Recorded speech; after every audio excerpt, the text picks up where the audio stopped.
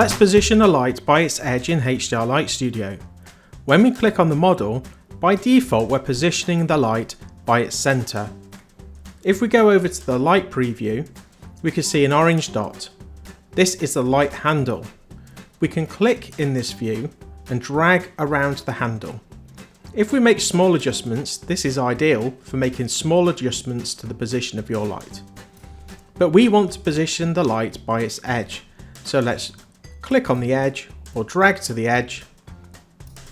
And now when we click on the model, we are positioning the light by its edge. This is great when you're doing a product shot and you want to position the edge of the light. If we drag to the other edge and we click on the model, we are now positioning by the other edge. If we turn this light into an area light, we're still positioning the light by its edge. If we drag to the other edge,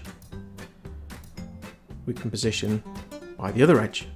And if we rotate the light, we will rotate around the handle position. To reset the position of the handle to the center of the light, you can come down to the Transform Extended section, and there is a handle U and V setting. If we double click on the text, that will reset the value to 0, 0, which is at the center of the light. And now we are positioning the light again by its center.